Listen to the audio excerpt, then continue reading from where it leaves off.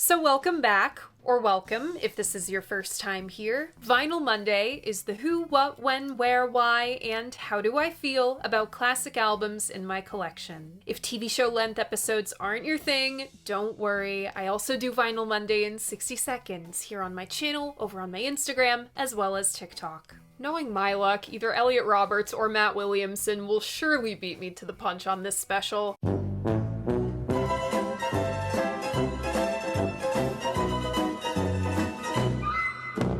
This episode continues our summer of 60th anniversaries. We started the summer with Pet Sounds, moved through Over Under Sideways Down, Blonde on Blonde a few weeks ago. This one is arguably the biggest of them all. For a lot of listeners, this was the definitive album of the year. It's really not hard to see why. This week, we're celebrating the 60th anniversary of the Beatles' Revolver. Congrats if you guessed this one. Remember, if you want to play along, all you gotta do is check out my post tab. That's where I post the hints to what the next album is gonna be. I make announcements, I host polls. You can find all of that on my channel. And if you so choose, you can always read the written versions of my reviews on my website. That's linked in the description. All right, let's take the plastic off. So my copy is a UK mono original. This was a hand-me-down from a subscriber a long time ago. He was a collector of UK originals. He upgraded his copy and had no need for a duplicate, so I got the second. Put an asterisk next to that original classification because true UK mono original copies of Revolver will cost you at minimum $300. Revolver was originally rolled out with the wrong mix, while we're used to hearing this. The Oopsie Daisy mix sounds like this. Turn off your mind, relax and float. Only a limited number of copies were sold as this was recalled very quickly after. So if you've got an original one of these, you might want to double check that run out.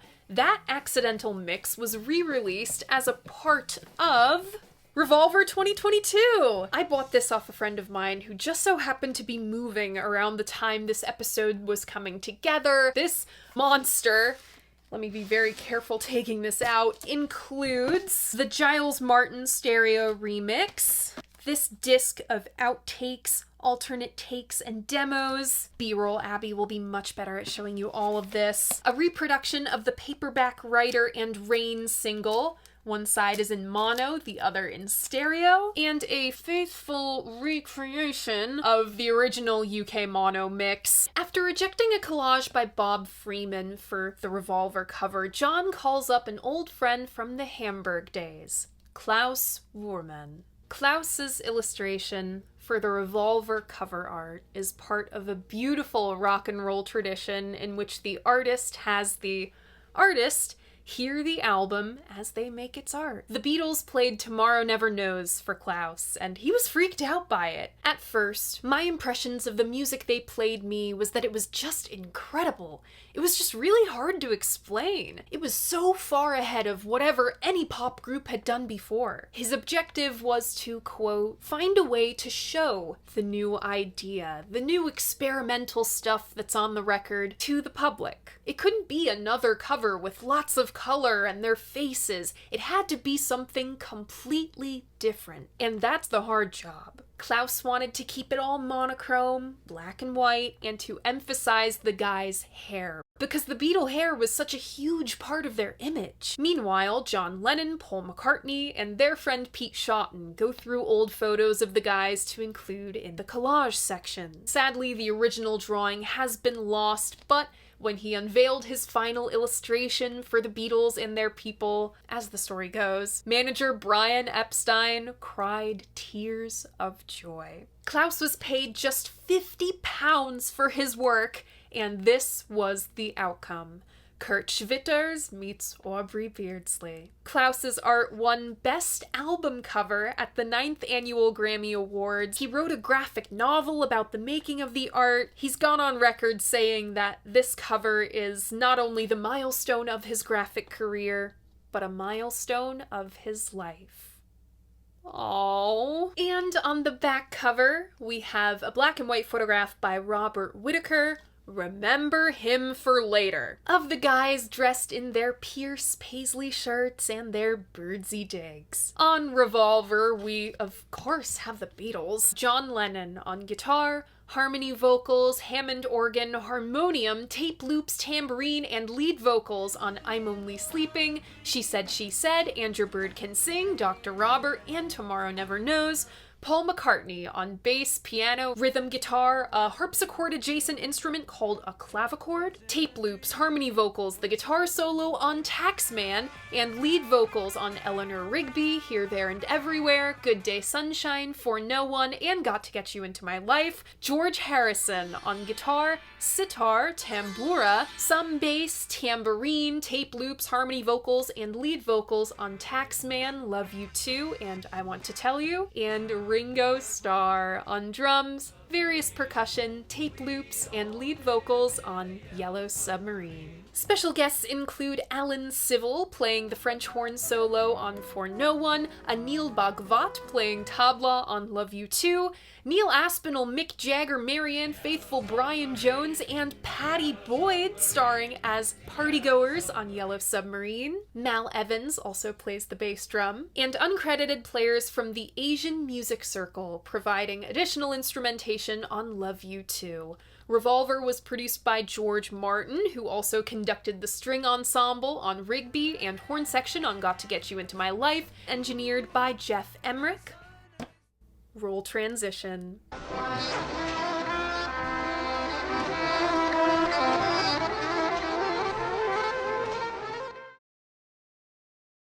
Okay, so since my neighbors are deciding to be obnoxious this afternoon, I mean, when are they not? If you're new here, they're nuts. To kill some time, research, let's go! Of course, I used the anthology, both my 1995 book and the 2025 cut on Disney+, but anthology and anthology alone just will not cut it. For most things surrounding the goings-on of Revolver, I turned to Steve Turner's Beatles 66. He also wrote A Hard Day's Right. For the year 1966 overall, I went with John Savage's 1966. This is one of my go-to texts. This is great. For recording specifics, I went with Jeff Emmerich's memoir, Here, There, and Everywhere. Fair warning, he hates George Harrison for no reason. For the John and Paul connection, I dropped in on Ian Leslie's book. For the Beatles-Dylan connection, I used Jim Windolph's Where the Music Had to Go, and any quotes from The Melody Maker, NME, Disc, etc. came from The Wurha. But since the Wurha is weirdly sparse for the year 1966 specifically, I had this special edition of Uncut Magazine to help. This has reproduced lots of articles from them all. It's just the difficulty of getting the titles right. As for additional texts, you will see them later. Pre-British invasion. The album's sole purpose was to push sales. Basically, labels wanted to sell you the single twice. With the latest LP by the Beatles, there were major shifts in what the role of the album was to be. Released in December of 1965, Rubber Soul was the starting gun of a massive collective advancement in rock and roll music. For the next couple years, everyone is inspired by each other and everyone is challenged by each other. This thing recorded in like 2 weeks, mind you. If the Beatles were trying to get Bob Dylan's attention with Rubber Soul, it certainly worked. Bob said, quote, "The Beatles have arrived, right? The Beatles are accepted, and you've got to accept them for what they do." What was it that they did? David Crosby said, quote, "By taking widely disparate streams that haven't been formally in contact with each other, you become a synthesist and create new forms. The Beatles took folk music chord changes and a rock backbeat and synthesized a new form. Granted, Bob did flip-flop on the Fabs, also saying, quote, "It's the thing to do, to tell teeny boppers, I dig the Beatles, and you sing a song like Yesterday or Michelle. If you go into the Library of Congress, you can find a lot better than that. There are millions of songs like Michelle and Yesterday in the Library of Congress." Also, when asked in an interview in Australia what he thought of Lennon-McCartney, he said, "Great! They started it all in England. They are honest, sincere, in their own way." And anyway, the Beatles got Bob talking about them, which was good as the word of God, or a Beatle, back then. It was clear that Rubber Soul was a huge leap forward. Ian Leslie said, "In no time at all, the Beatles had transformed themselves from performers who made LPs to recording artists who worked with sound to make album-length artistic statements." Also significant during Rubber Soul production, George introduces the sitar to Beatles recordings. George first heard Ravi Shankar through the Byrds the last time the Fabs were in LA in April of 1965. This blew his 23-year-old mind. And when he broke a string recording that first sitar song, Norwegian Wood, he phoned the High Commission of India, which is basically an equivalent to the Indian Embassy, and they refer him to a musicians' society called the Asian Music Circle. Through the Asian Music Circle, George met tabla player Anil Bhagwat, and Love You Too is the first song George composes with these instruments specifically in mind. Post-Rubber Soul, the guys make it clear to Brian Epstein that they need a break. They had been basically non-stop since the Hamburg days. When they weren't playing live, they were on TV, and when they weren't on TV, they were at the radio. When they weren't at the radio, they were in interview, writing, recording, or doing some other silly promotional thing. All the Beatles had known their entire adult lives thus far was being the Beatles. It's a miracle any of them had the time to get married, let alone 3 of them. So Brian grants the guys their wish in the form of a 3-month hiatus. George kicks it off with his honeymoon. While John, George, and Ringo had all bought houses in the country and were visiting each other almost daily, Paul was the last Beatle still living in London. It was a long drive for him, so he'd basically only turn up to John's to work. This would, of course, change their working relationship, effectively separating Lennon-McCartney from here on out. No worries, Paul's got some new friends. His girlfriend's brother, pop star Peter Asher, and his friend, John Dunbar, induct Paul into the London Underground. He's meeting lots of new people and absorbing all sorts of new interests. Everyone from Bertrand Russell and Cornelius Cardew to Cliff Richard and Stevie Wonder. He's going to lots of parties, and one of these parties was hosted by avant-garde composer and contemporary of John Cage and Karl-Heinz Stockhausen, Luciano Berio. Paul takes an immediate liking to this stuff, particularly the early electronic experiments of Stockhausen. Paul is also listening to a lot of classical music, particularly Haydn and Handel, through his girlfriend's family. Paul said to the NME, quote, "I'm learning all the time. You do, if you keep your eyes open. I find life is an education, but it's only because I keep my eyes open and I see what's going on around me. Anyone can learn if they look." Speaking of the Ashers, Paul's relationship is straining. Jane Asher is reluctant to give up her successful acting career to be a rock star's wife. Paul knew in his heart of hearts that he wanted to be a family man and settle down, but he could not stop cheating on Jane Asher. Their conflict shows up on songs like You Won't See Me, I'm Looking Through You, most recently, We Can Work It Out. Into the next record, Paul continues his trend of writing about messy relationships and lonely people. He starts writing this thing about Daisy Hawkins and Father McCartney, but his dad's name doesn't quite fit in the lyrics, and neither does Daisy Hawkins, so he flips through the phone book and finds Mackenzie. The origin of Daisy's new name has been contested over the years. Some say the Rigby and Evans storefront was the source, others point to the literal actual Eleanor Rigby headstone in St. Peter's churchyard. Who knows? In any way, Paul displays a certain level of detachment in this new writing. Eleanor Rigby is in third person. For No One, which he writes in a ski chalet on vacation with Jane, is in second person. With these songs, Paul has officially graduated from Me You Love. While Paul is living his best social butterfly life, John is playing the role of the homebody. He's spinning the likes of Little Richard, The Miracles, and Bob Dylan on his home jukebox. He's reading lots of books, notably by Nietzsche, and The Passover Plot by Hugh Schoenfield. Remember this for later. John graduated from Me You Love a solid minute ago. He said he gave up writing love songs after It's Only Love.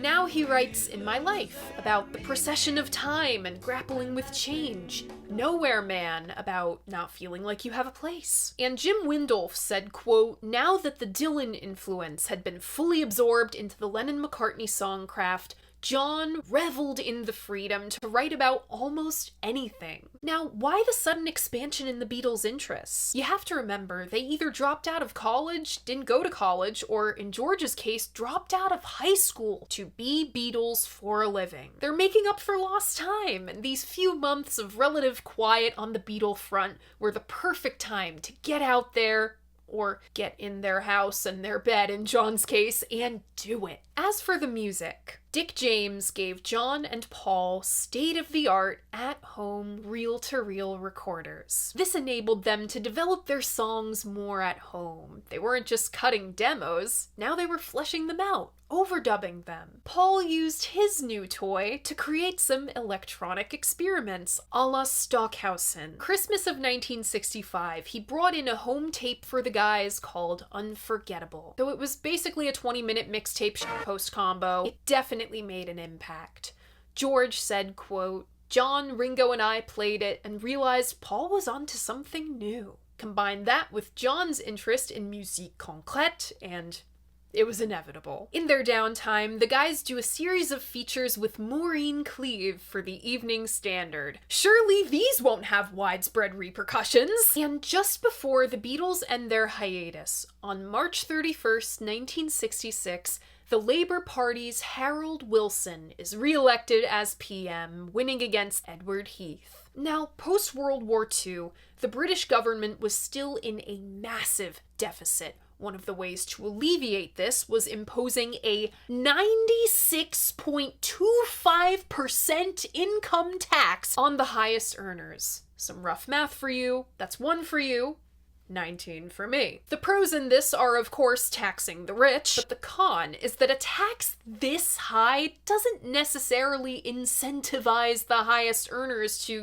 stay in the country and contribute to its economy. In more than one case, this super tax, and particularly its consequences when you combine it with some really bad business practices, it forced Britain's greatest cultural contributors out of the country. Now consider the Beatles, who grew up working class. Growing up poor does affect how you handle money. The guys very suddenly learned that making money wasn't as easy as just making money. This may seem naive, but now they're paying 19 shillings and 6 out of every pound they make. Of the 4 Beatles, George is the most publicly anti-war. He hated that his super tax was going towards weapons manufacturing specifically. In an interview with Radio Caroline, he said, quote, they can't take the taxes down because they, meaning the government, haven't got enough money. They'll never have enough money while they're buying all that crap like F-111s, which they've proved they're no use whatsoever.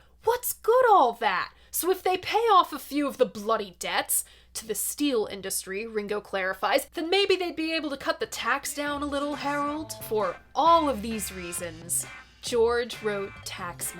While George is grumbling about his money woes, Paul takes John to his friend John Dunbar's Indica Gallery. John was looking for texts by Nitska, whoever that is, and he picks up a copy of Timothy Leary et al.'s The Psychedelic Experience. Now, a common misconception about a certain song John wrote is that the lyric was based on the Tibetan Book of the Dead. This myth was stoked by Paul himself. He accidentally name-dropped this book to the NME. These are not the same book. The Tibetan Book of the Dead is meant to guide devotees through death and rebirth. Carl Jung's foreword makes note of the second phase, the dream state immediately following death. Jung also notes the transition from the third to fourth states as, quote, a sacrifice of the ego's stability and a surrender to the extreme uncertainty of what must seem like a chaotic riot of phantasmical forms.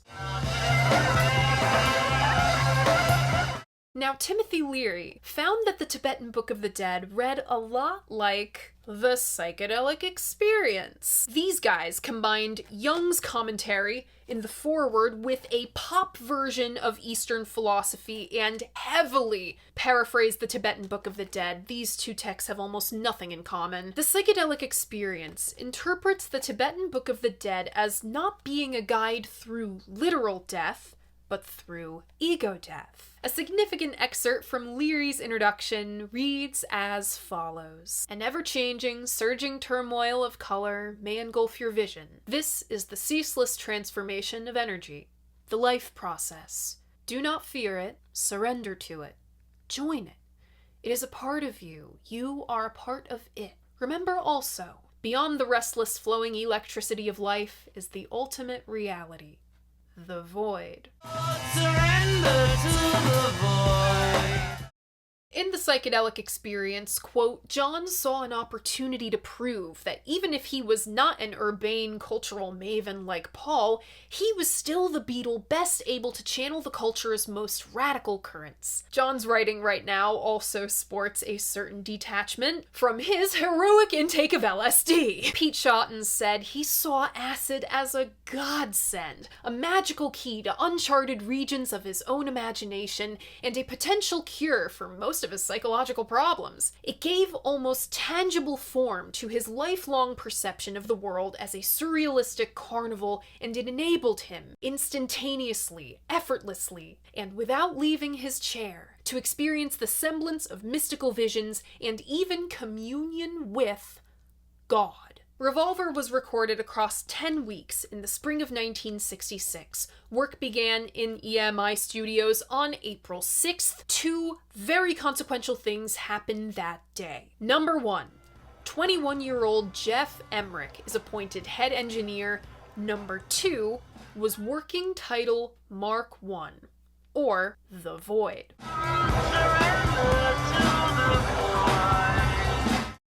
I know much has been said in recent years about Jeff taking credit for stuff he didn't do, but one thing is for certain. Without Jeff, Tomorrow Never Knows wouldn't have happened the way that it did, and without Tomorrow Never Knows, the rest of Revolver would be very different. The guys had access to top-of-the-line equipment at EMI, but they had very strict rules regarding how to use it. Consider when Donovan recorded his Sunshine Superman single back in December of '65. Mickey Most had to submit a request to turn up the bass to a panel. That's how strict this place is. Jeff sees these rules, and being the young guy in the room who is most familiar with the Beatles' influences at this time, threw those rules out the window. He was responsible for Revolver's 3 main sonic innovations. The drum sound, achieved by moving the mics closer to Ringo's kit and deadening the bass drum with a sweater. The Leslie cabinet, so John could sound like, quote, the Dalai Lama singing from the top of a mountain, and so they wouldn't have to suspend John from a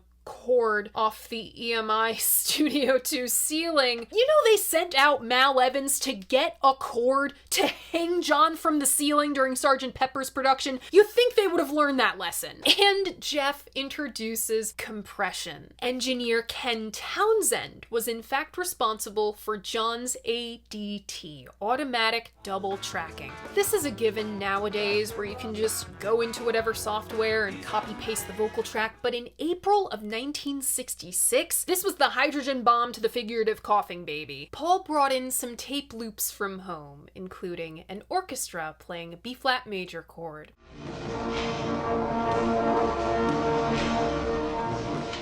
Wine glasses, distorted guitar and bass,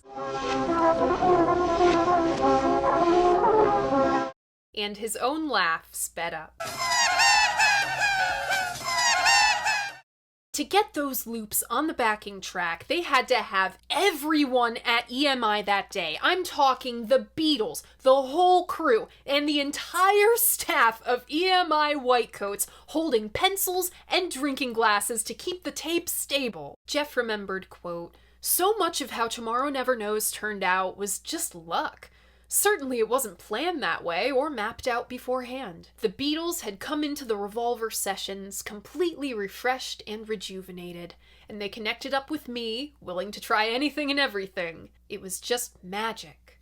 Pure serendipity." And also drugs. Mal Evans was off in the corner lighting incense to mask the weed smell. Jeff said, "Though we hadn't tried pot ourselves, Phil, MacDonald, and I had been around enough musicians to know what it was, and we were sometimes aware of the funny smell in the studio after the Beatles and their roadies snuck a joint off in the corner. Though I doubt very much if the straight-laced George Martin knew what was going on. Yeah, George Martin was no church mouse. He totally knew what the guys were doing. I knew that the boys smoked pot, and they equally knew that I disapproved. And they never did it in front of me. They would always have Mal roll them a joint, and they'd nip out into the canteen and lock it, or else go into the loo and have a smoke and come back again, beaming all over their faces. This perpetual stonedness made for more experimenting on Revolver. See John blowing bubbles into a drink on Yellow Submarine, or waterproofing a mic with a condom and submerging it in a bottle of milk. Also in the spring of '66, the Beatles heard one very influential record, one that was influenced by Rubber Soul, particularly the US version, which enforces the idea of a sonically cohesive album. Again, this is like Lincoln Logs to us in 2026, but 60 years ago, this was totally new. Yes, Pet Sounds was a big deal, but as soon as this thing is mentioned, people have a tendency to throw everything else happening in 1966 out the window. And if they don't throw everything out the window, they misconstrue the cross-pollination of pop music in 1966 as solely being between the Beatles, the Beach Boys, and Bob Dylan. And yes, Bob was involved. On May 5th, he meets up with the Beatles on the UK leg of his fated world tour. He played the guys an acetate of his new Blonde on Blonde, which has Fourth Time Around on it. Turner and Windolf seem to think that Fourth Time Around is Bob lashing out at John for copying him 4 times, Norwegian Wood being the 4th. They hear the similarities between the two songs. I never have. Paul played Bob Tomorrow Never Knows. Depending on the account, Bob either said, "Oh, I get it, you don't want to be cute anymore," or up and left the room. All of this being said, this was not a triangle between the Beatles, Bob, and the Beach Boys, as my friend Nancy over at Vinyl Friday pointed out in one of her episodes a couple years back. It's a fucked up T-shaped rhombus between the Beatles, the Beach Boys, Bob Dylan, and the Birds. On Rubber Soul and an early version of And Your Bird Can Sing, the Birds' influence is clear as motherfucking day.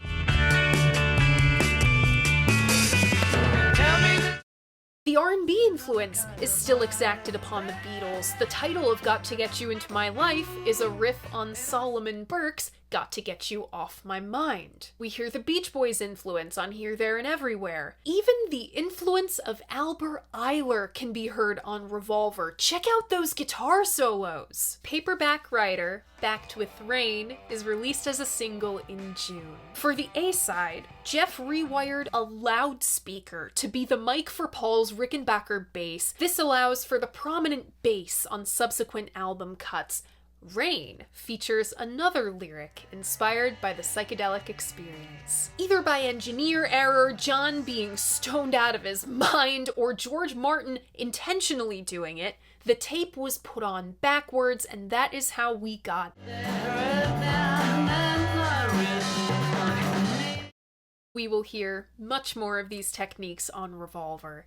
In an interview with Alan Smith for the NME, Paul said, quote, "There'll always be people around like Andy Warhol in the States, the bloke who makes great long films of people just sleeping. Nothing is weird anymore." This nothing is weird anymore attitude put the Fabs at odds with their core fan base, who, while they welcomed the new innovations of records like Pet Sounds and Rubber Soul before it, they still enjoyed pop music with a distinctly pop song structure. This showed in Paperback Writer's initial failure to take the #1 spot upon debut. The single got cock-blocked by the Frank Sinatra! And that pop art quote may have seemed like a tangent, but it's the ads for Paperback Writer that caused more stir than the single itself. The ad for Paperback Writer came from this bizarro photo shoot with this guy who shot the back cover of Revolver, Robert Whittaker. His latest and greatest was inspired by Salvador Dali's film Un Chien Andalou. He brought in baby dolls a la Hans Belmer and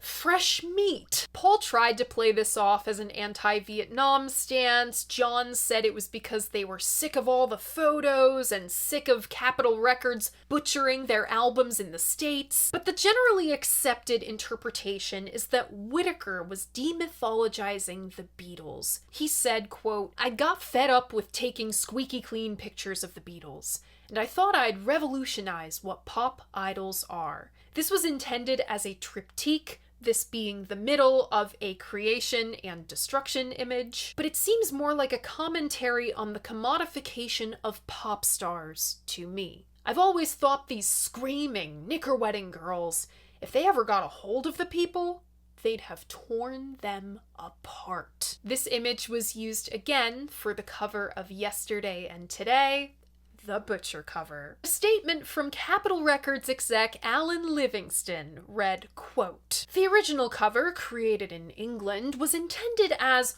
pop art satire. However, a sampling of public opinion in the United States indicates that the cover design is subject to misinterpretation." Stores in the US were horrified and demanded a new cover entirely, but the Beatles didn't have time for controversy. They had an album to finish. They are firing on all cylinders creatively, but by late June, they realized they were a song short. Never one to be put off by a deadline. John bangs out She Said, based on a bizarre incident between himself, George, Cross, and McGuinn, and Peter Fonda while watching Cat Ballou. This album was the first time the Beatles had attended mixing sessions and gave their input. This was also the first time they sequenced the album themselves without George Martin. This was done while the guys were holed up in their hotel room in Tokyo, but the title was still undecided when they left for said tour in July. They jostled around Magic Circles, Abracadabra,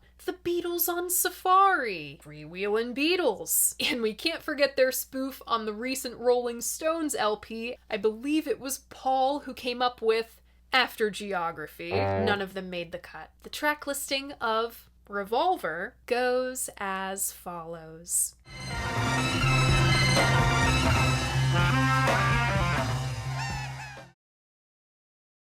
Opening up side 1, we have Taxman, followed by Eleanor Rigby.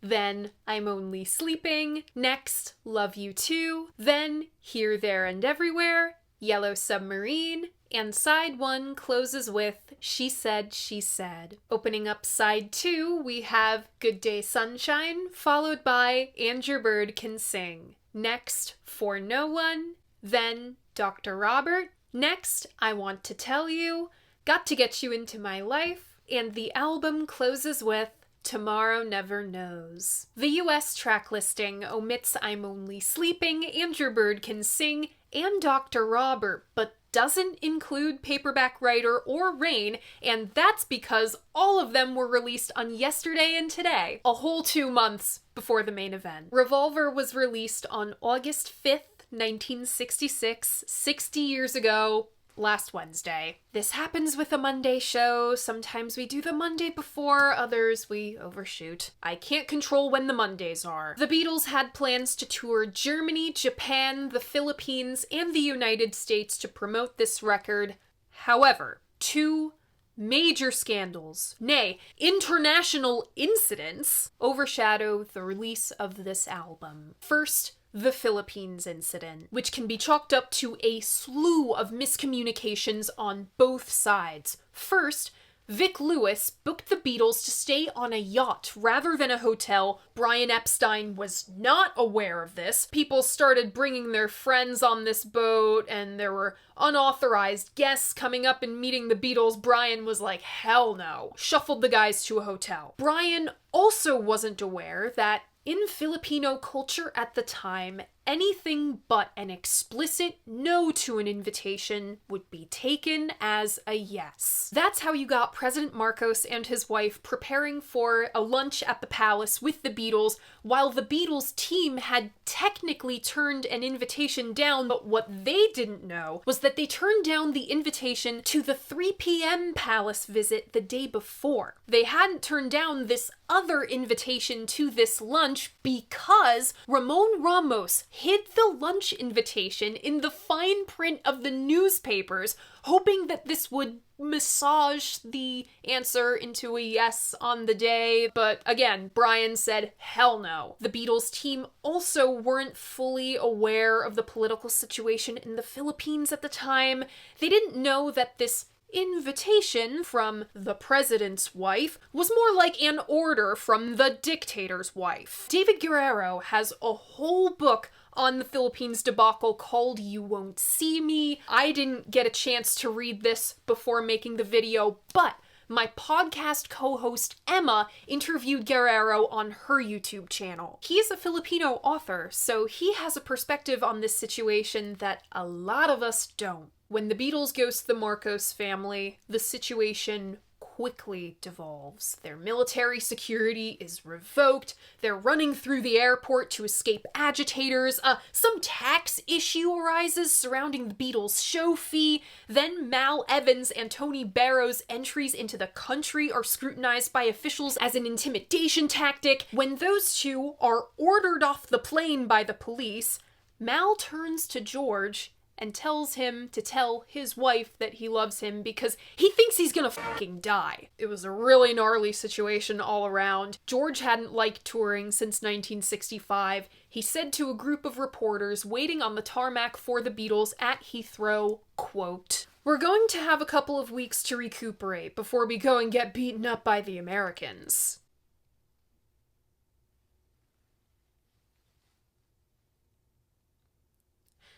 Hey, remember those Maureen Cleave features? Bigger Than Jesus wasn't even the most controversial thing that one of the Beatles said in these Maureen Cleave features. For instance, George. He said the following about religion, quote, "I think religion falls flat on its face. All this love thy neighbor, but none of them are doing it.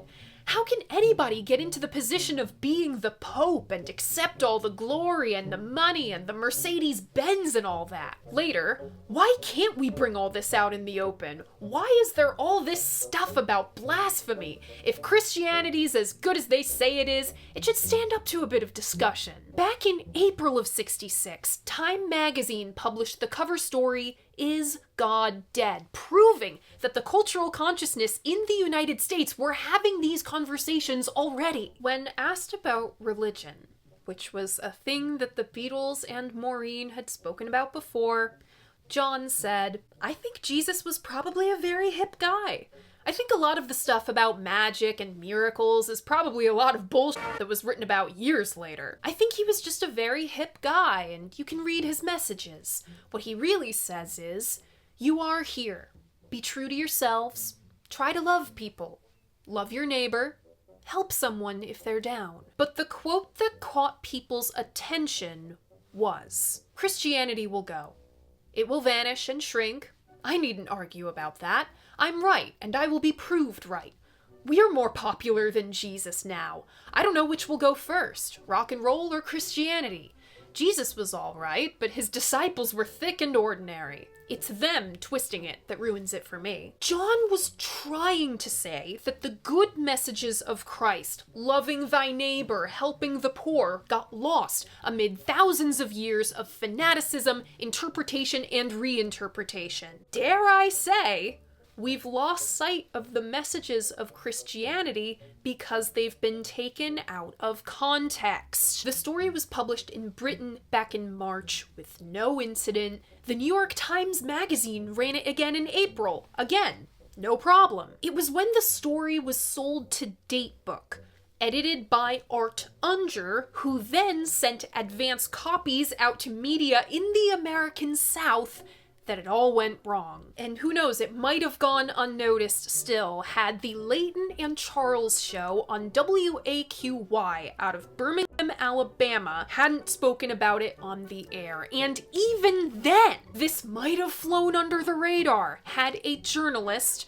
who was looking for his next headline not been listening to that very show on his morning commute. Because of him, Bigger Than Jesus breached containment, and all hell broke loose. The KKK picketed Beatles shows, which scared the crap out of them, as you can imagine. You also have the Beatle burnings, of course. Having gotten himself and Datebook magazine in way over their heads, Art Unger calls Brian in a panic. Brian, who is still sick from whatever he caught back in the Philippines, basically says, it's no big deal. Once he recovers, though, he realizes that this is, in fact, a big fucking deal. He goes into crisis mode, makes a public statement saying the whole thing was taken out of context. This is some expert level deflecting on Brian's part because it was Nems who not only gave the okay for the story to be sold to Datebook, but gave the okay for the Art Unger edit that caused this shitstorm in the first place. John felt horrible about this. His epic flub endangered the safety of his friends and put the careers of the other Beatles and all who worked for them at risk. On the other hand, John still believed in the core sentiment of the thing because he wasn't wrong. That's how you get him making this apology at this press conference and defending himself in the same breath. Shout out to Paul for talking the foot out of John's mouth a few times there.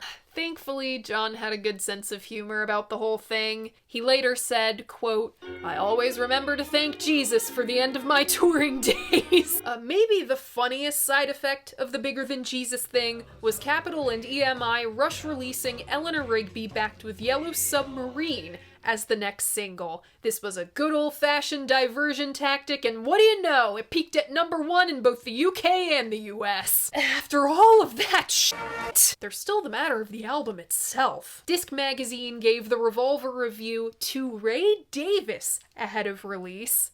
Davies, I don't know, both of the brothers pronounce it in different ways, which is really the most Davies brother thing you could imagine. He said Taxman was, quote, a bit limited, Andrew Bird Can Sing a bit too predictable, Yellow Submarine a load of rubbish, and about Eleanor Rigby, he said, quote, I bought a Haydn LP the other day, and this sounds just like it. It's all sort of quartet stuff, and it sounds like they're out to please music teachers in primary schools. I can imagine John saying, I'm going to write this for my old schoolmistress. Ironic, considering Paul wrote Eleanor Rigby, and George said it would, quote, probably only appeal to Ray Davis types. Melody Maker was a bit nicer. Their review isn't really a review, it's more of a track-by-track breakdown, also ahead of release, but they did acknowledge Revolver as a major win, as their previous work, that which the Beatles' live sets still heavily relied upon, had become old hat. There are still more ideas buzzing around in the Beatles' heads than in most of the pop world put together. A lot of them have been poured into Revolver, and the result is like Rubber Soul, a veritable goldmine of ideas. The Beatles head out on their US leg of tour. It is low-key cursed. 14 cities in 18 days was already grueling. Ticket sales had dipped after the Bigger Than Jesus thing. A bomb threat delayed the Memphis show. Cincinnati was canceled when, while setting up their gear in the rain, Mal Evans was knocked on his ass by an electric shock, and he's a big guy. St. Louis was one of the worst shows the Beatles ever played. It had become clear that the guys were overworked and under-rehearsed. Ralph J. Gleason reviewed the final show of the US leg of tour at Candlestick Park. He was unimpressed. As a spectacle, it is not without sociological interest, of course. As a performance, it is, like John Lennon says, a puppet show. It can hardly continue to be attractive to four such rational, intelligent, and talented human beings. At the conclusion of the Melody Maker review, quote, "They'll never be able to copy this. Neither will the Beatles be able to reproduce a tenth of this material on a live performance. But who cares? Let John, Paul, George, and Ringo worry about that when the time comes." The time never came. The guys were sick and tired of risking their safety, disrupting the communities they visited, and wanted to focus on the studio, since their music had already clearly advanced beyond the live setting. After Candlestick Park, the Beatles unceremoniously pulled the plug on touring. When it came time for the NME Readers' Poll, one that the Beatles were all but guaranteed to win Best Group in a shock upset, the Beatles lost to the Beach Boys. It's remembered pretty fondly nowadays. Yellow Submarine became this whole animated film that becomes a years-long thorn in the Beatles' sides. I'm talking from the Sgt. Pepper era through Let It Be. Tomorrow Never Knows is in that iconic scene in Mad Men. I'm Only Sleeping won a Grammy in 2023. But Revolver wasn't always thought of this way. Why did Revolver falter? I mean, sure, it was still a #1 album, as like all the Beatles albums were, but their singles started to fail to automatically reach the top spot. They only sold 25,000 tickets of a 45,000 seat stadium. The Beatles' core audience at the time was on average about 10 years younger than them. Well-adjusted 15-year-olds are not thinking of mortality or taxes. And really, how much longer could the Beatles realistically fake holding our hands? Paul said, "You can't be singing 15-year-old songs at 20 because you don't think 15-year-old thoughts at 20. A fact that escapes some people. This is also indicative of the split history of the year 1966. While, yes, Dylan was singing, "Everybody must get stoned,"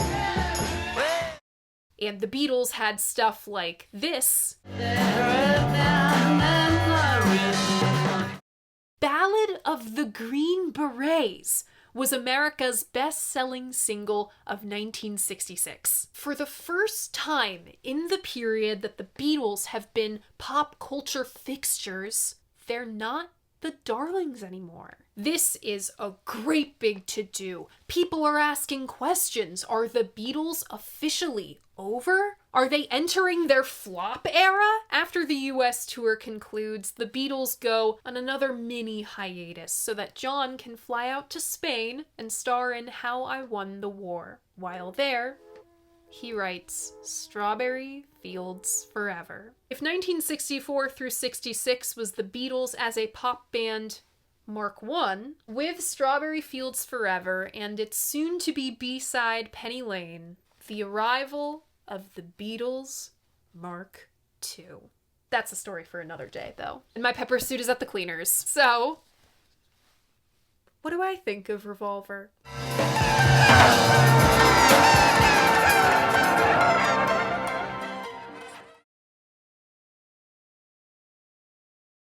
I first covered this thing like 3 years and 4 months ago. I was a very different music listener and really not that much of a writer. By all accounts, I was in over my head the first time around. I thought Revolver was too in between back then, and at times, not 60s enough. Now that I have a fuller understanding of 1966 and how consequential of a year it was for everyone, including the Beatles, my understanding of this album has totally changed. Do I think this is the best album of 1966? I think it's balanced and wonderfully crafted, it's well written and well executed. Do I think Revolver is one of the albums of 1966? Absolutely. Like VU and Nico, couldn't have come from any other place in time besides the New York Underground in 1966. Yes, that album was recorded in 1966, and The Doors' self-titled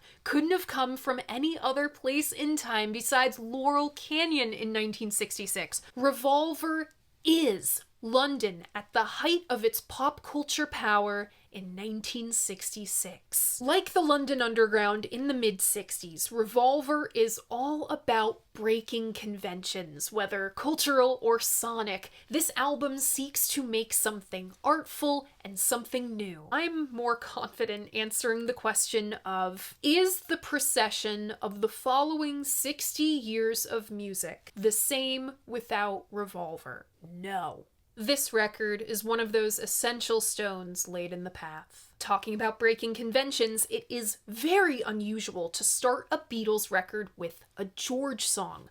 I believe this was the first and only time in the Beatles' discography that this happened. Revolver begins with a collage of sounds.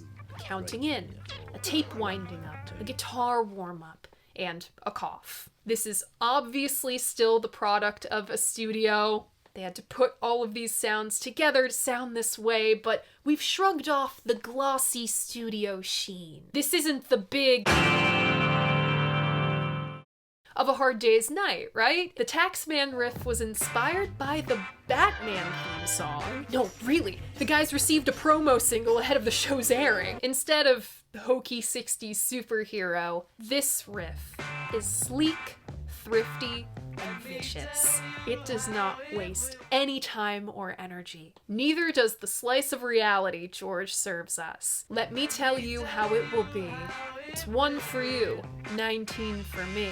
He taunts the listener. Should 5% appear too small? Be thankful I don't take it all. The taxman still takes it all away, no matter who you are, what you do, how much you make, or how ridiculous the reason. If you drive a car, I'll tax the street. If you try to sit, I'll tax your seat. If you get too cold, I'll tax the heat. If you take a walk, I'll tax your feet. There isn't a logical reason, and that's the problem, according to George. Don't ask me what I want it for if you don't want to pay some more. The backing vocals call out Mr. Wilson and Mr. Heath here. The guys acknowledge that this isn't a left versus right issue. This is us versus the man. There's a really smart build on that riff. The tambourine comes in at the second verse with the cowbell hammering on the beat about halfway through that. Paul plays a surprisingly complex bass line. Hear how he bends the notes leading into the bridge. He tended to play more complex lines when he wasn't singing, probably because he didn't have to worry about coming up with the two parts. And as much of a studio product as Taxman and much of the rest of Revolver is, they spent like 300 hours in the studio making this, Taxman still retains a sense of spontaneity. Paul's searing solo, it takes from free jazz a la the Byrds.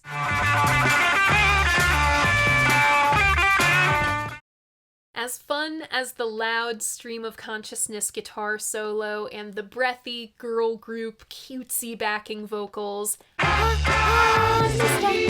Taxman is dark. My advice to those who've died, declare the pennies on your eyes. That invokes the death tax. Yes, you pay taxes when you're dead. Realizing you'll never be free of the capitalism death machine, even in death, will do a lot to fill you with existential dread. If we can't win over the man, even in death, What does that mean? That sets the tone for Revolver. This darkness carries right into Eleanor Rigby. The arrangement is inspired by Psycho, for one. Look at all the lonely people. It's just a string octet and Paul. Paul is the only Beatle on this track. This stark black and white arrangement proves that you can do the most with the least. Never has a harmony vocal sounded so alone as when it sang, "Ah, look at all the lonely people," like the Greek chorus singing down from above. The lyric, which Jim Windolf says is, quote, bleak as anything in the Dylan oeuvre, observes two lonely people who never meet in life. Eleanor Rigby picks up the rice in a church where a wedding has been, waits in the window, wearing a face that she keeps in a jar by the door. Eleanor puts on a mask, even for simply observing life. And there's little evidence in this song that she ever lived life for herself. Father Mackenzie, who works late into the night on a sermon that no one will hear. What is the point of giving a sermon if no one will hear the gospel? Not even God. Only in death do our hero and heroine meet. Eleanor Rigby dies alone and forgotten. Father Mackenzie is the only one present for her burial, wiping his hands as he walks from her grave. She was no one in death, just as she was in life. In the end, no one was saved. Ian Leslie presents the music of Eleanor Rigby as a mirror to John's Tomorrow Never Knows. It's 2 chords, a limited melody. Paul ends each verse of Rigby with a question or commentary. Lives in a dream, who is it for, etc. Like the, quote, God's eye view of Tomorrow Never Knows. Even with such a desolate song as Rigby, Paul still finds a way to write to the heart. That was his talent as a writer. He's sentimental. Look at all the lonely people. A pretty bang-on lyrical expression of Sonder, which is realizing everyone around you has a life just as vivid, complex, and lonely as yours. That can be quite overwhelming, and for this reason, Eleanor Rigby overwhelms me. Where Taxman and Rigby are startlingly alive in how forward the sound is, I'm Only Sleeping is the complete opposite. It's lethargic and fuzzy on every level. Every element of the song, from the slow, plodding drums, the fat bass, the strum, up the guitar, woozy backing vocals. John's voice was a really interesting instrument. It could take a lot of wear and tear. He could scream really well. I'm Only Sleeping emphasizes my favorite thing about John's voice, his natural slur. His slur pulled on the letters L and S specifically. I'm only sleeping. The backwards guitar makes that quality about him shine. It pulls on notes in a similar way. The listener travels through a hazy, gummy, viscous dream space where John finds some safety for once. Please don't wake me. No, don't shake me. Leave me where I am. I'm only sleeping. This reflects the distracted, dreamy headspace that John largely preferred to be in, whether by drink, weed, acid, heroin, pills, cocaine, or just sleeping all day. His mind was so active that he needed something else to occupy it. Everybody seems to think I'm lazy. I don't mind. I think they're crazy. In the words of Steve Turner, John's rationale in dropping out this way is that the world outside, the world that condemned him for being lazy, was madly rushing about in pursuit of what? Maybe they were mad and he was sane. He didn't want to be part of the rat race. Keeping an eye on the world going by my window. This is the second instance of a character on the inside looking out. As everything in I'm Only Sleeping's world moves so slow, restrictively slow, the last 15 seconds rocket us back into reality with that very speed backwards guitar. As if to counter the strum up the strings of I'm Only Sleeping, George strums down the sitar to open Love You Too. This is the first time, Revolver was the first time that the Beatles sequenced their own album, and you can tell. The artist has a feel for what sounds and what tones make sense where. George became a demo darling in the late 60s and 70s. You start to hear it on While My Guitar Gently Weeps, Something for Sure. You knew his songs were great from the jump. This was not the case with the demo of Love You Too. He can't find the key. He's scratching chords out on the guitar. The lyrics honestly aren't his finest work. This song desperately needed the Indian classical dressing. And boy, did it deliver with that. My friend Nancy covered this song better than I ever could on her track-by-track series through Revolver. It's still one of her best episodes ever, honestly. And there was one observation that came from her video that really guided me. Other songs of this era featuring the sitar. I see a red door and I want it painted black. Use the instrument in a pop song structure. Love You Too uses it in a raga structure. What do I mean by this? Take the solo of 8 Miles High. That is improvisation in a free jazz manner. One might call it noodling. There is no such thing as noodling in raga. George doesn't treat his solo as a free-for-all. He is methodical about which notes go where in respect to the whole. I believe this quality, the discipline of learning the sitar, made him a more disciplined and better guitarist once he returned to his main instrument in like 68. His newfound discipline shows in the careful construction of Love You Too. This is one of my favorite Beatles songs because it does so much and is so subtle about it. For instance, note the melody at the end of each verse becoming the drone and the harmony vocal sort of falling down the Eastern scale. And I'm just a sucker for George's raga arc. I think you know this by now. I'd be pretty thrilled hearing the first 3 songs off Revolver as a listener in 1966, but Love You Too? That would have sounded like a transmission from another planet. Sounds like the careful, agile bending of notes, the low groan of the tambura, energetic tabla playing of Anil Bhagwat in a format like this didn't exist on pop record in 1966.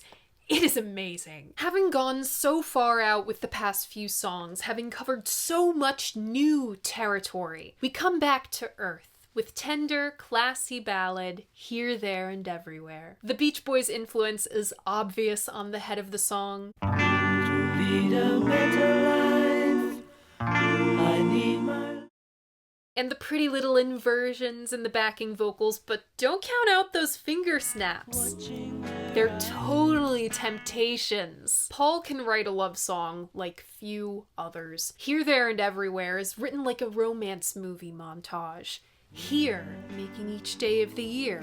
There, running my hands through her hair. I want her everywhere. It captures the tender little moments. I sense Trouble in Paradise with I want her everywhere, and if she's beside me, I know I need never care. Watching her eyes and hoping I'm always there. He needs that sense of security. He's only content so long as she is within his sight line, and he knows that he is her only one. This sets up the insecurity of Revolver, which Paul is writing from a lot, but the narrator can't help but be besotted. For to love her is to need her everywhere. When you really love someone, you see them in everything. The best love songs are so simple in their approach, yet so effective. They say so much. Are the stars out tonight? I don't know if it's cloudy or bright, for I only have eyes for you. Paul invokes that with someone is speaking, but she doesn't know he's there. It's simple, but it says so much. Though he worries in the back of his mind, there really is no distraction. Paul was a fabulous performer. He could craft wonderful melodies too, and he spun that pure love into the melody and delivery of Here, There, and Everywhere. It showcases his full falsetto on the high notes of each verse. He even keeps his lower notes light when he had the tendency to out of money. The tone is gentle and soft. Paul, once again, sings from and writes to the heart. What is there to say about Yellow Submarine? It's a Ringo love fest. It's everything we love about Ringo rolled into one little compact 4-minute song. I do not tolerate Yellow Submarine slander. You do hate joy, fun, and whimsy? Ringo's enthusiasm, earnesty, charisma, and optimism shine on this lovely little number about a magical little yellow submarine. What starts as a campfire sing-along with simple strummed acoustic guitar and bass drum becomes a picture book in song thanks to the tape loops set up by George Martin and Jeff Emmerich. Phil McDonald found that Sousa March excerpt. We hear bubbles and the squeaking wheel, the waves lapping against the porthole, and the honking horn. It's a cheery, vibrant song that'll lift your spirits after all the pondering and weeping Revolver has done so far. And if the last few numbers got a little too flowery for you, you know, Eastern spirituality and love songs and magical submarines aren't your thing, the side one closer, She Said, returns to the biting, electric personality of Revolver's foreheads. After love and underwater voyages, She Said returns to drugs, existentialism, and death. Bookending side one with these two electric numbers was really smart. It's beautiful and intricate. That high-pitched drone on the organ lifts you up, and from there, She Said runs off with you. I think that She Said is the best drumming Ringo does on the album. He never does more than what is needed. He's reluctant to show off. On this number, he'll drop in some crashes there or offset a beat here. The changes in tempo keep She Said from turning into a dirge. The lyrics detail the party from hell, a head trip all the way down from She Said, I know what it's like to be dead.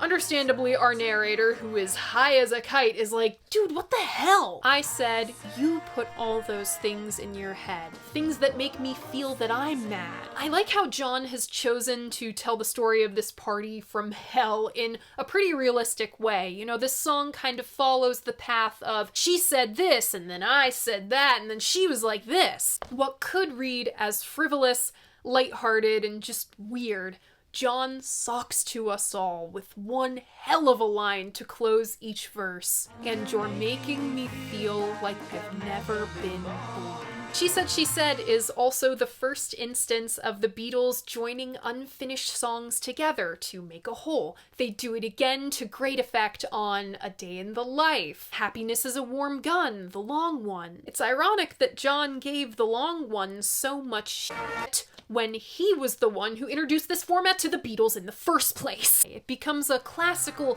tromping beat and a stately trip down the fretboard when John remembers how, when he was a boy, everything was right, and now everything is wrong. No one in this scene knows what the hell they are saying, let alone the other person. Both people here, the narrator and this girl, are speaking without listening. It's exhausting to listen to in lyric and song. After She Said, shoot us up and spit us out, it's nice to have the side 2 opener, Good Day Sunshine, welcome us into loving arms. Finally, we hear some familiar elements. Cozy Beatle harmonies, the showman lead vocal in Paul's warm tenor voice, the boogie-woogie piano through the verses, and a subject matter we can actually get our heads around. The simple pleasure of going for a walk on a sunny afternoon, even if you burn your feet on the sidewalk because you didn't wear shoes. This is one of the few songs on Revolver, besides Yellow Submarine before and Got to Get You Into My Life after,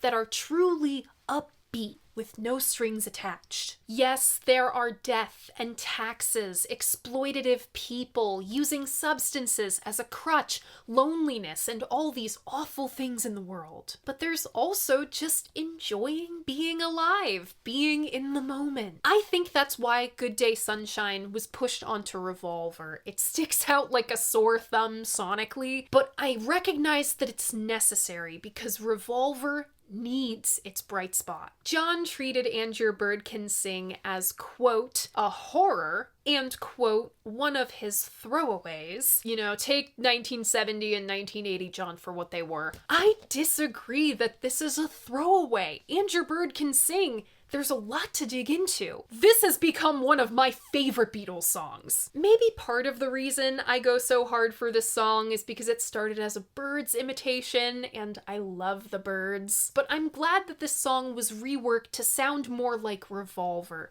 The guitar solo is totally Handel, and Paul goes off on that bass part. He's all over the fretboard. I'm not sure why so many people get tripped up over this lyric. They tend to resign it as a Mick and Marianne diss track. It's not that simple. And Your Bird Can Sing will open up for you when you consider the writing of Bob Dylan, specifically his Highway 61 songs, Like a Rolling Stone and Ballad of a Thin Man. Thin Man drags that faux hip set that Bob detested. John hated them too. You say you've seen 7 wonders and your bird is green, but you can't see me. Though John was part of the first-class traveling set now, he didn't feel at home there. In his mind, he was still the working-class hero. When your prized possessions start to weigh you down, look in my direction. I'll be round.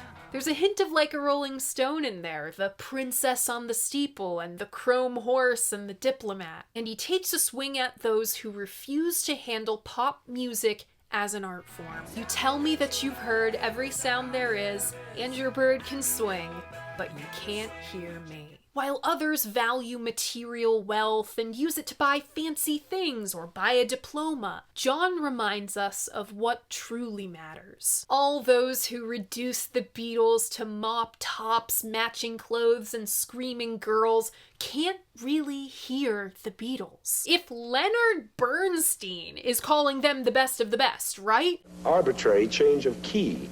Good day, sunshine. These guys have no reason not to listen. For No One is a pretty autobiographical song by Paul about his slowly crumbling relationship with Jane, where Paul so acutely described being totally and completely unconditionally in love just by looking at a person. Paul just as succinctly sums up the crushing pain of slowly falling out of love in just as few words. Your day breaks, your mind aches. You find that all her words of kindness linger on when she no longer needs you. As if that line wasn't painful enough, in her eyes you see nothing. No sign of love behind the tears. That's the worst thing about falling out of love. It's not replaced by hate unless they do something crazy, right? It's replaced by indifference. I wondered why the lyric of this song flows so freely through so many different time changes, again, doing those little classical music things. Then I noticed Paul using the devices of assonance, repeating vowel sounds, and consonants, repeating the consonant sound. Linger on when she no longer needs you. Same consonant and vowel sounds. I also appreciate the French horn solo, which is just about at the top of the instrument's range, and I can't help but wonder if Paul picked this up from the horn solo in God Only Knows. Dr. Robert is a drug song through and through. Drugs were nothing new to the guys. They'd been taking pep pills to last 7-hour sets in the Hamburg days. The subject of Dr. Robert could be Dr. Robert Fryman out in New York, or the London coke dealer to the stars, Robert Fraser. No matter how many times I listen to this one, I can't remember any defining traits besides the mock choir boy refrain.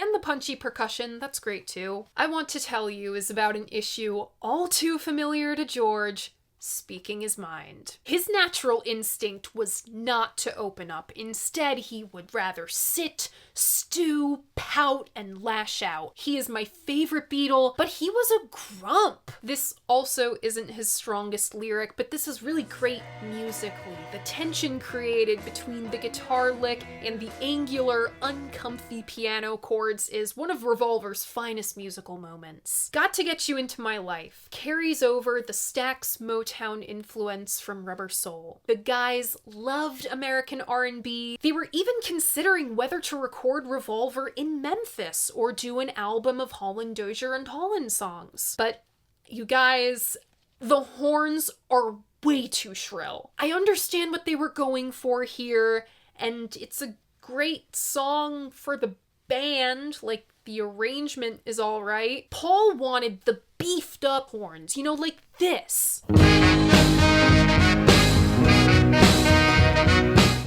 Instead, he got this. It's anemic, it is grating to the ear.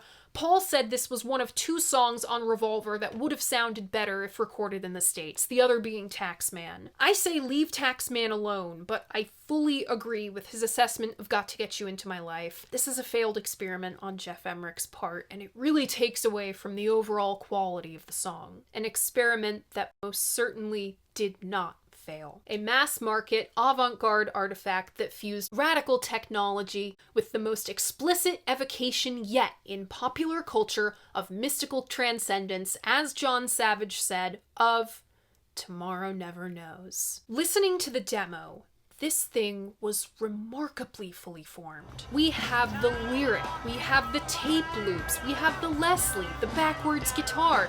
The major thing that had to be figured out was Ringo's drums, which are not a loop, by the way. Ringo played Tomorrow Never Knows all the way through. Talk about a big bang. Simple as the drum pattern may sound to us, it is not easy to play live all the way through at this speed. He is the fucking click. If the definition of psychedelic music is what is not familiar to the ear, then Tomorrow Never Knows is psychedelic. Like, I know what these loops are on paper, right? But I can't wrap my head around them in this setting. They whir past at dizzying speeds. The pendulum swings back and forth. What a force Tomorrow Never Knows is. You can't stop it. You can only enter. Dolly Lennon cries from the mountaintop in iambic pentameter. There's something comforting about his detachment. In this space that the Beatles have created, your thoughts are a weapon, but John instructs us how to survive Tomorrow Never Knows. Turn off your mind, relax, and float downstream.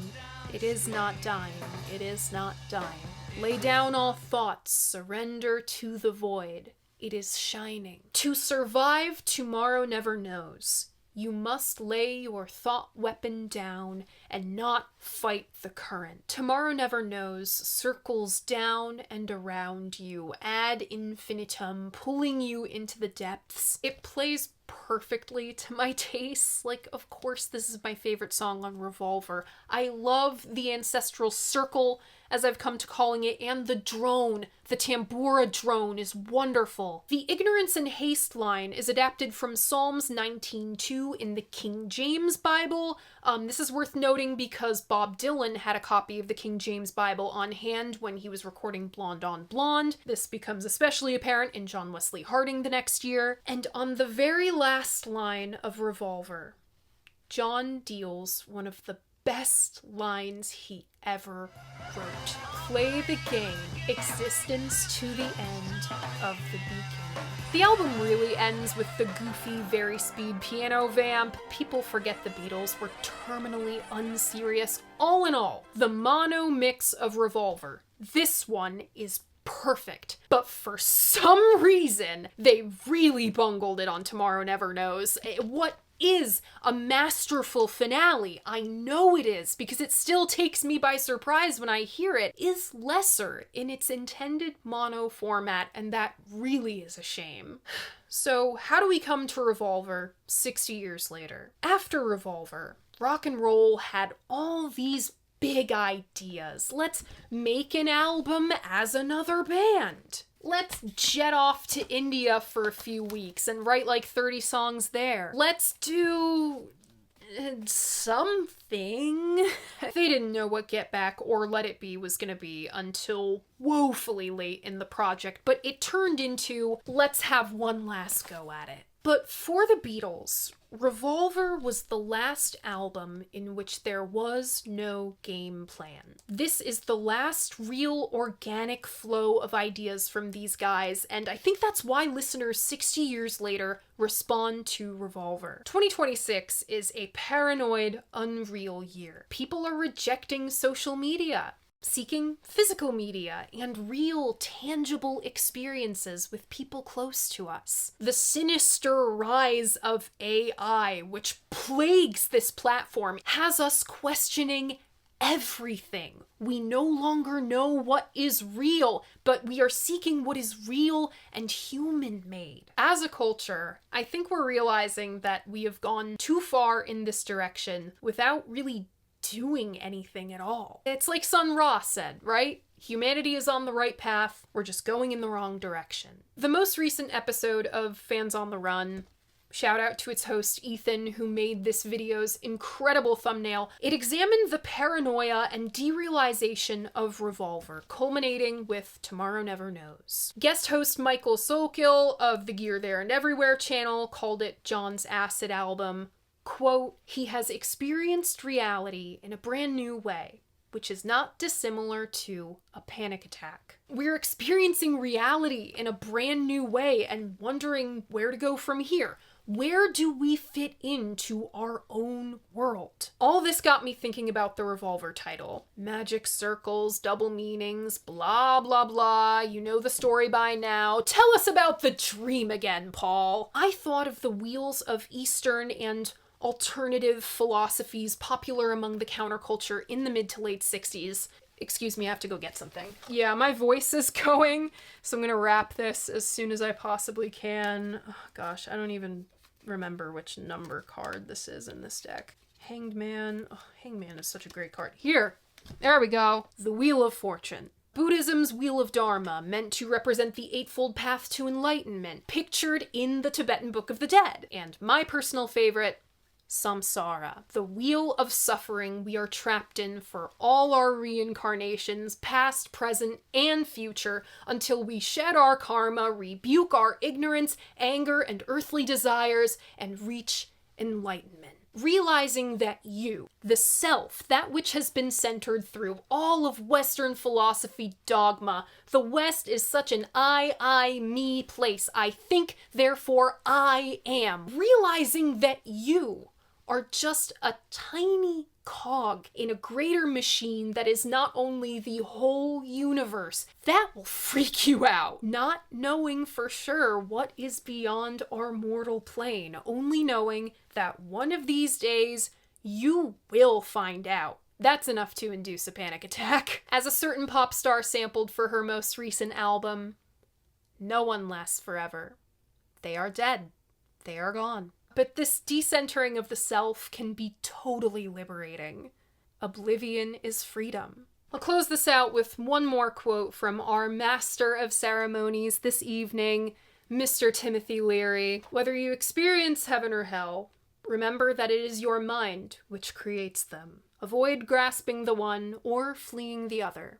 Avoid imposing the ego game on the experience. Love will come, love will go. Life comes and goes. Material wealth comes and goes. It ebbs and flows, but it will always come back. It is all a circle. With all this death and taxation, there is beauty that we must not lose sight of. What you release will come back to you, and what you put out into the universe will come back to you. Revolver's release into the world has certainly had that effect. My personal favorites off this one are Taxman, Eleanor Rigby, I'm Only Sleeping, Love You Too, She Said, And Your Bird Can Sing, For No One, and Tomorrow Never Knows. Remember, if you want to keep up with all of my favorites from all the Vinyl Mondays, I have a Spotify playlist linked in my description. I update it every week, and that is it! That is Revolver 60 years later. I have talked myself out of my voice, so